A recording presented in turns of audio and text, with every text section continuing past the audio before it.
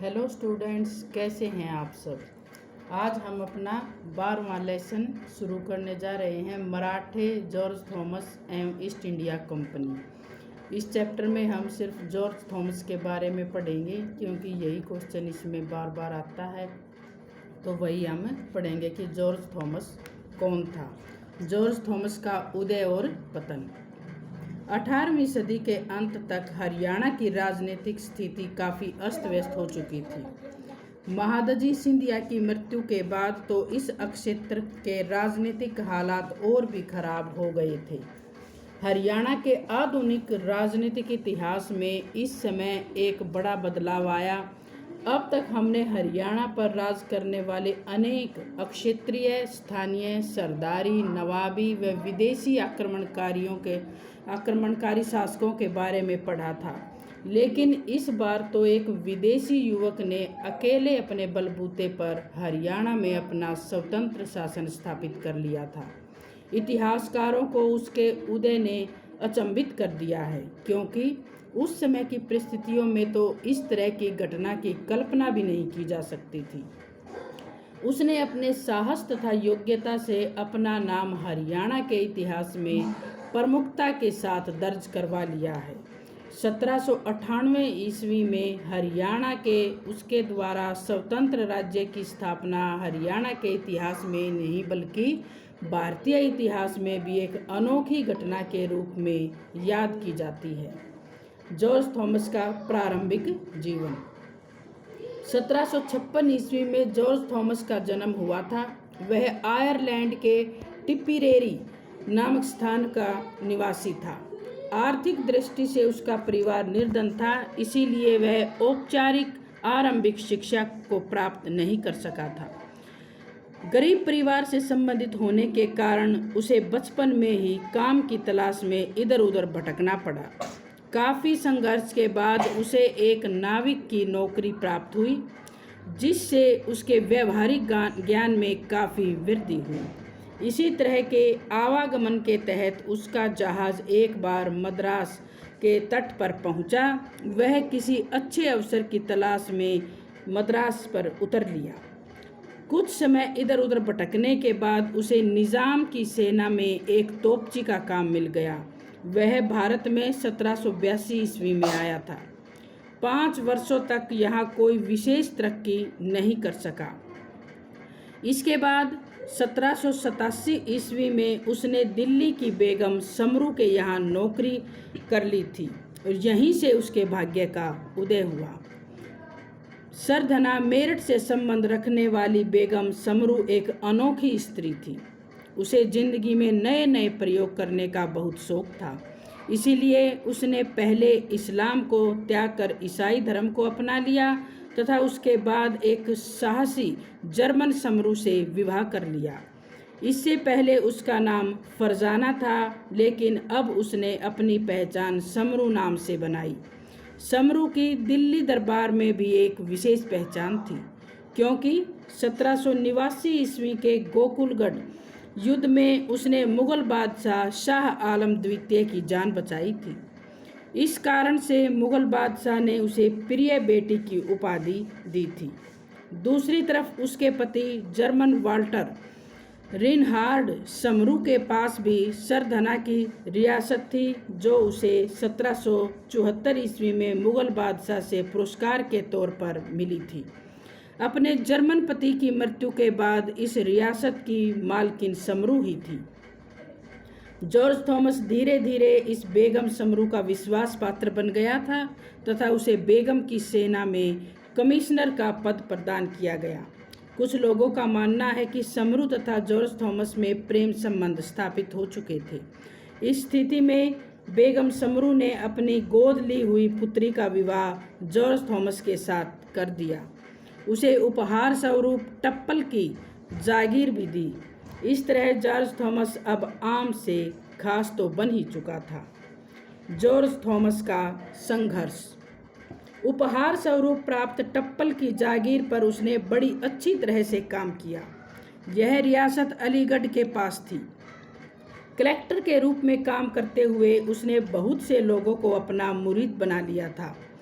उसने इस रियासत में होने वाले विद्रोहों को दबाया तथा वहां शांति की स्थापना की। डाकुओं व लुटेरों पर कड़ा नियंत्रण स्थापित किया। उसने अपने समय में होने वाले सभी बाहरी आक्रमणों को असफल कर दिया था। उचित व कुशल प्रशासनिक व्यवस्था के माध्यम से उसने इस रियासत का राजस्व दुगना कर दिया था। इससे उसकी योग्यता का अनुमान लगाया जा सकता है। अब चारों तरफ उसकी प्रसिद्धि फैल चुकी थी। शायद यह उसकी शत्रु भी थी, क्योंकि लोग उसकी प्रसिद्धि से ईर्ष्या करने लगे तथा उसके खिलाफ षड्यंत्र रचने लगे। उसके असली संघर्ष की शुरुआत तो अब होनी थी, जिसको कि हम इस प्रकार से समझ सकते हैं। पहला है जॉर्ज थॉमस का विद्रोह। टप्पल रियासत में कुछ फ्रांसीसी अफसर भी थे। वे अब उसकी प्रसिद्धि को पचा नहीं पा रहे थे। इस फ्रांसीसी दल का नेतृत्व लेवासी कर रहा था, जिसके बेगम समरू के साथ प्रेम संबंध थे। उसके षड्यंत्रों के कारण बेगम समरू ने जॉर्ज थॉमस को उसके पद से हटा दिया था। जॉर्ज थॉमस इस अपमान को सहन नहीं कर सका और उसने विद्रोह कर दिया। बेगम समरू ने उसको हराकर गिरफ्तार कर लिया, परंतु उसकी पिछली सेवाओं को ध्यान में रखते हुए उसको रिहा भी कर दिया। दूसरा है जॉर्ज थॉमस एवं मराठा। अब जॉर्ज थॉमस ने टप्पल को छोड़ दिया तथा अपने 250 सैनिकों के साथ नए स्थान व काम की तलाश में निकल पड़ा। वह अपने इन सैनिकों के साथ मराठों के शहर अनूप शहर में पहुंचा, जहां मराठा सूबेदार आपा खांडेराव ने उसे तथा उसके सैनिकों को अपने सैनिक दल में शामिल कर लिया।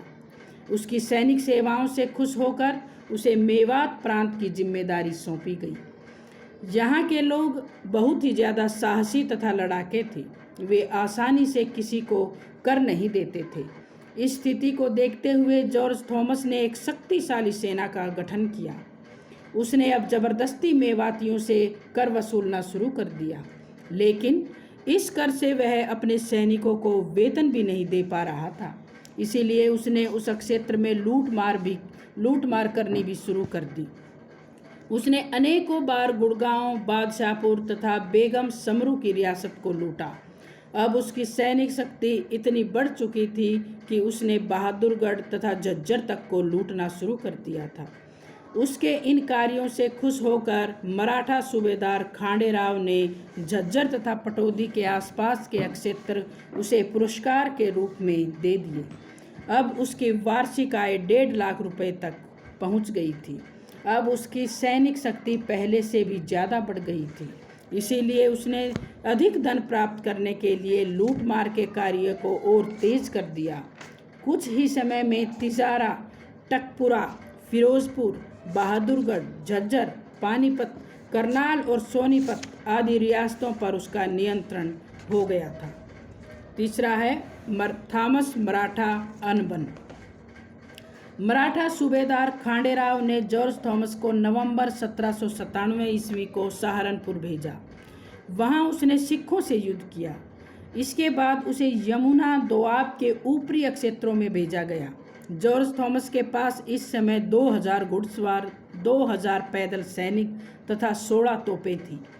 मराठा सरदार लखवा दादा की ओर से उसे इस सेना के खर्चे के लिए पानीपत, करनाल व सोनीपत के परगने दिए गए।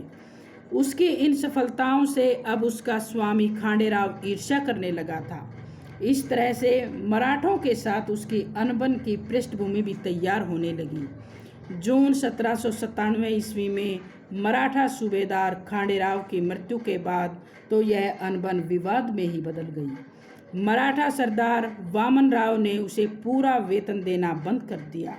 इस कारण से वह अपनी सेना का खर्च उठाने में असमर्थ हो गया, क्योंकि जागीरों से उसे जो आय प्राप्त होती थी वह उसके लिए काफ़ी नहीं थी। इसीलिए जॉर्ज थॉमस ने एक बार फिर से लूटमार शुरू कर दी। 1797 ईस्वी में उसने जयपुर के उरीक कस्बे में लूट मार कर 52,000 रुपये इकट्ठे किए। 1798 ईस्वी में उसने मराठा सरदार वामन राव के साथ मिलकर जयपुर पर आक्रमण किया।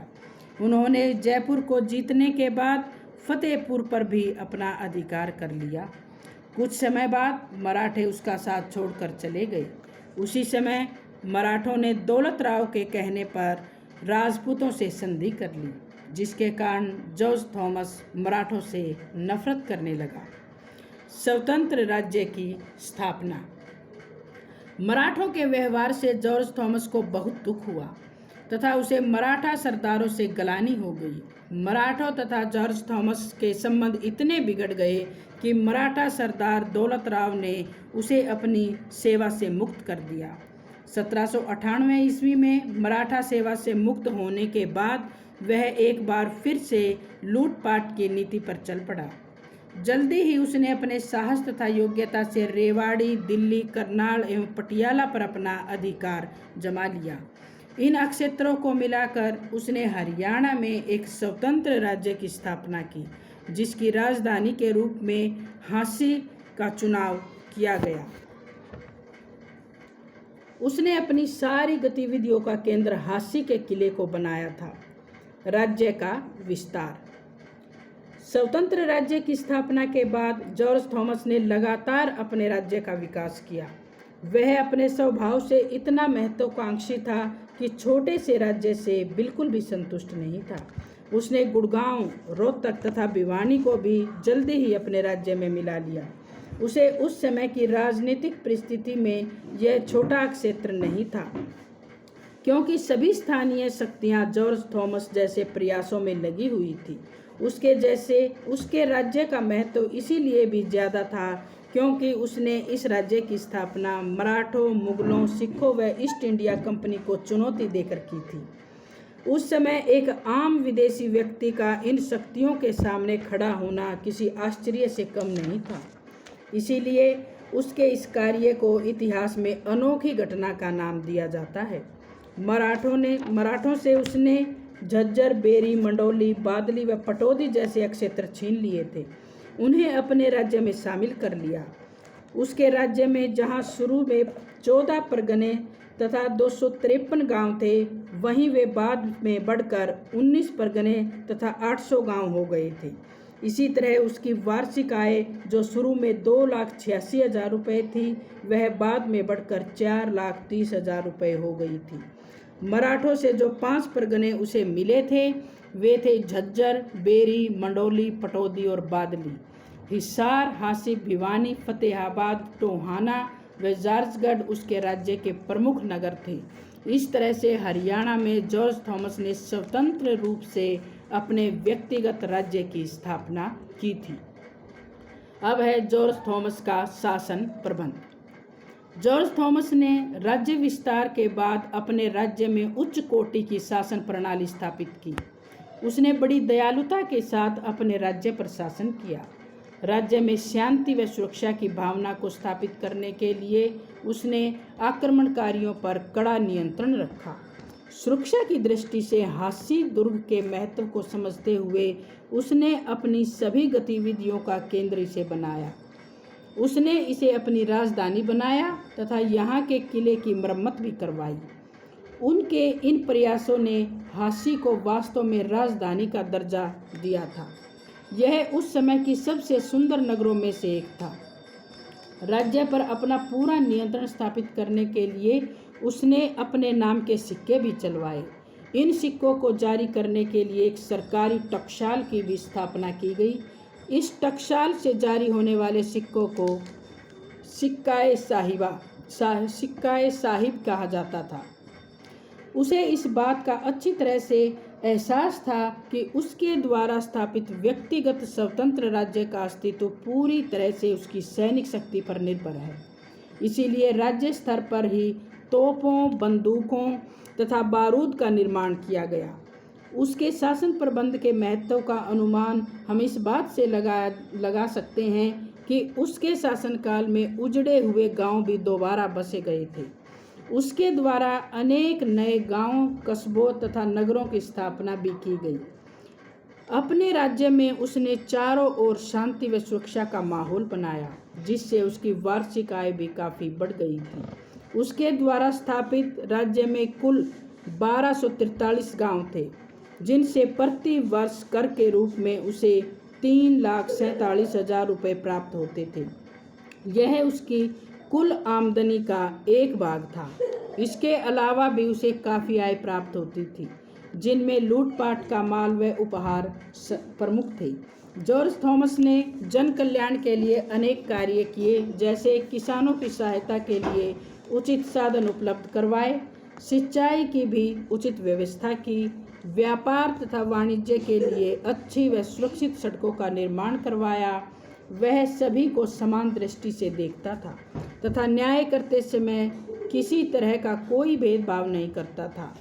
प्रशासन के कुशल संचालन के लिए उसके द्वारा योग्य अधिकारियों व कर्मचारियों की नियुक्ति भी की गई थी। जॉर्ज थॉमस के आक्रमण।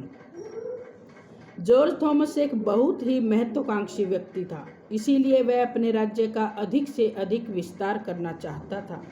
अपनी इस इच्छा को पूरी करने के लिए उसे काफ़ी धन की आवश्यकता थी, इसीलिए उसने एक बार फिर से लूटपाट करने के लिए आक्रमण करने शुरू कर दिए। उसके आक्रमण से बचने के लिए जैतपुर के राजा सूरत सिंह ने उसे 1 लाख रुपए दिए।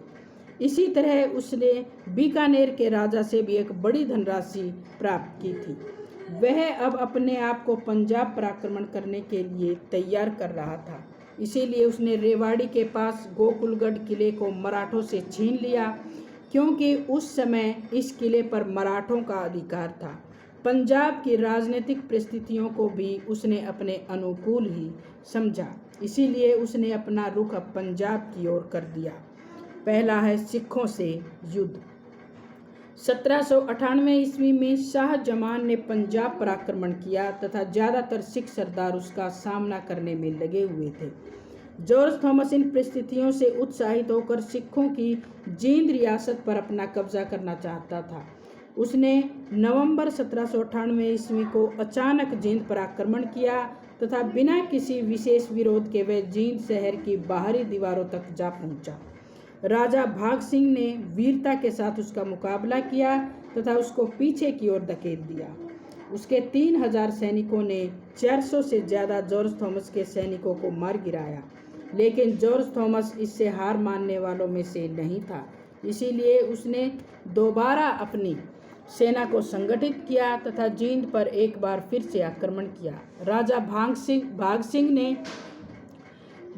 सिंह इस समय अपनी पिछली विजय के उल्लास में डूबा हुआ था। इस स्थिति में जॉर्ज थॉमस ने आसानी से जींद के राजा को हरा दिया तथा जींद पर अपना अधिकार कर लिया।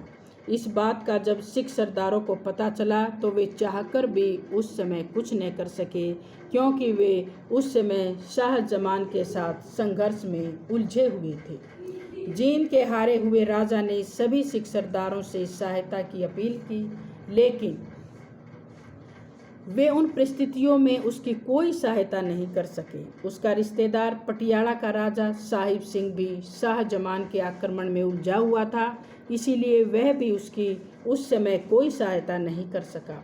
लेकिन उसकी वीर बहन बीबी साहिब कौर से यह सहन नहीं हुआ तथा अपने भाई की मर्जी के खिलाफ 14 दिसंबर को राजा भाग सिंह की सहायता के लिए रवाना हो गई।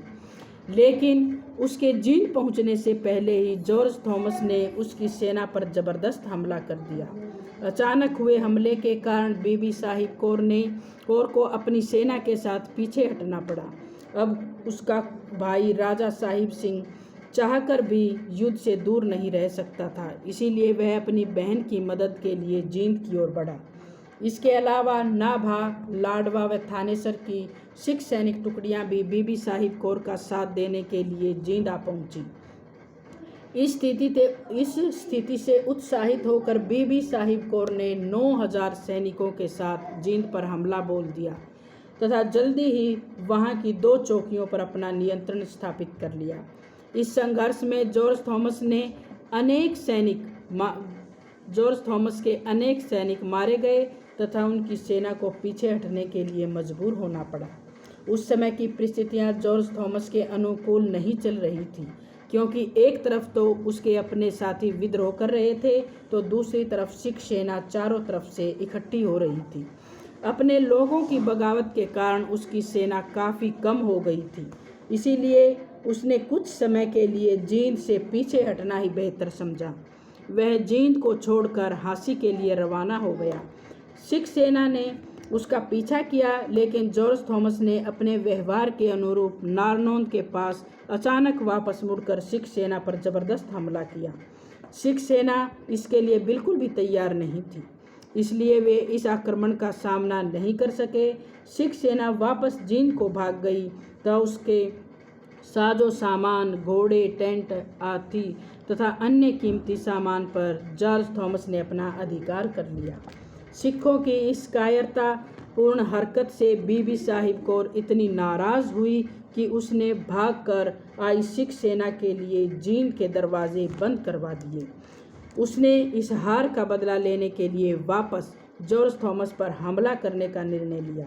जॉर्ज थॉमस सिखों से हुए लगातार संघर्ष से थक चुका था, इसीलिए उसने सिखों के पास एक संधि प्रस्ताव भेजा। इस संधि प्रस्ताव के अनुसार सिखों व जॉर्ज थॉमस के बीच सीमा जींद आक्रमण से पहले वाली स्थिति के अनुसार तय की गई। पटियाला के राजा साहिब सिंह ने इस संधि प्रस्ताव को ठुकरा दिया, लेकिन उसकी बहन बीबी साहिब कौर ने इस संधि प्रस्तावना को अपनी मंजूरी दे दी। राजा साहिब सिंह अपनी बहन के इस कार्य से इतना क्रोधित हुआ कि उसने अपनी लाडली बहन बीबी साहिब कौर को जेल में डाल दिया। जॉर्ज थॉमस इस वीर स्त्री का यह अपमान सहन नहीं कर सका तथा उसने पटियाला रियासत पर फिर से हमला कर दिया। उसने बीबी साहिब कौर को जेल से मुक्त करवा दिया तथा वहां पर जमकर लूटपाट की। इस जीत से उत्साहित होकर उसने भट्टी सरदारों के राज्य सिरसा को भी जीत लिया। जॉर्ज थॉमस के विरुद्ध संघ। मराठा सरदार दौलत राव सिंधिया के उत्तरी भारत के प्रधान सेनापति फ्रांसीसी पैरो को जींद नरेश ने रुपयों का लालच देकर अपनी ओर मिला लिया। फ्रांसीसी जनरल पैरो भी जॉर्ज थॉमस से ईर्ष्या करता था, इसीलिए उसने उस समय इस अवसर को साध लिया। वह जॉर्ज थॉमस की शक्ति से अच्छी तरह से परिचित था, इसीलिए उसने अपनी सैनिक शक्ति को बढ़ाने के लिए अन्य सिख सरदारों को भी अपनी ओर मिलाकर जॉर्ज थॉमस के विरुद्ध एक शक्तिशाली संघ का निर्माण किया। जनवरी 1801 ईस्वी में अपनी स्थिति को मजबूत करने के बाद फ्रांसीसी जनरल मराठा सेनापति पैरो ने जॉर्ज थॉमस पर पैदल सेना की 10 बटालियनों, 3000 सवारों तथा 500 रुहेल सैनिकों के साथ हमला कर दिया। जॉर्ज थॉमस इस समय तैयार नहीं था, इसीलिए उसने जींद से पीछे हटना ही बेहतर समझा। पैरो की सेना ने जॉर्जगढ़, जो आधुनिक जहाजगढ़ जिला झज्जर में है, जिसे जॉर्ज थॉमस ने अपने नाम पर बसाया था, को चारों ओर से घेर लिया। जॉर्ज थॉमस अपने हांसी के किले की सुरक्षा के लिए हांसी आ गया। उसने अपने व्यवहार के अनुरूप अचानक पीछे मुड़कर पैरो की सेना पर हमला कर दिया। 29 सितंबर को उसने पैरो की सेना को हरा दिया, लेकिन उसी समय एक अन्य फ्रांसीसी अफसर बोगेन उसकी सहायता के लिए आ पहुंचा। पैरो की सहायता के लिए आ पहुंचा। उसने विजयी जॉर्ज थॉमस का रास्ता रोक लिया, जिसके फलस्वरूप इनके बीच जबरदस्त युद्ध हुआ, जिसमें दोनों तरफ से लगभग 600 से ज़्यादा सैनिक मारे गए। युद्ध का अभी निर्णय हुआ ही नहीं था कि सिखों की अन्य सैनिक टुकड़ियां भी फ्रांसीसी अफसर बोगेन के समर्थन में आ खड़ी हुई। इस संयुक्त सेना ने जॉर्ज थॉमस को झज्जर से 2 मील दक्षिण की ओर चारों तरफ से घेर लिया। उसकी खाद्य सामग्री की आपूर्ति को बंद कर दिया गया, लेकिन फिर भी इस जोशीले राजा ने हार नहीं मानी। भोजन के अभाव में उसके साथी सैनिक उसका साथ छोड़कर भागने लगे। परिस्थितियों से मजबूर होकर वह अपने वफादार घुड़सवार साथियों के साथ रात के अंधेरे में वहां से भाग निकला। उसका सारा साजो सामान शत्रु ने हथिया लिया, लेकिन वे जॉर्ज थॉमस को नहीं पकड़ सके। बोगेन तथा सिखों की संयुक्त सेना ने हांसी तक उसका पीछा किया तथा हांसी में उसे एक बार फिर से चारों तरफ से घेर लिया। अब इस आयरिश लड़ाके के पास अपने साहस के सिवाय कुछ शेष नहीं था। उसके वफादार साथी उसका साथ छोड़ गए। इस तरह की परिस्थितियों में वह चाहकर भी नहीं लड़ सकता था। इसीलिए उसने 23 दिसंबर 1801 ईस्वी को फ्रांसीसी अफसर बोगेन के सामने आत्मसमर्पण कर दिया। बोगेन ने उस पर दया दिखाई तथा उसे हरियाणा छोड़कर जाने का आदेश दिया। वह वहां से जनवरी 1802 ईस्वी में अनूप शहर को प्रस्थान कर गया।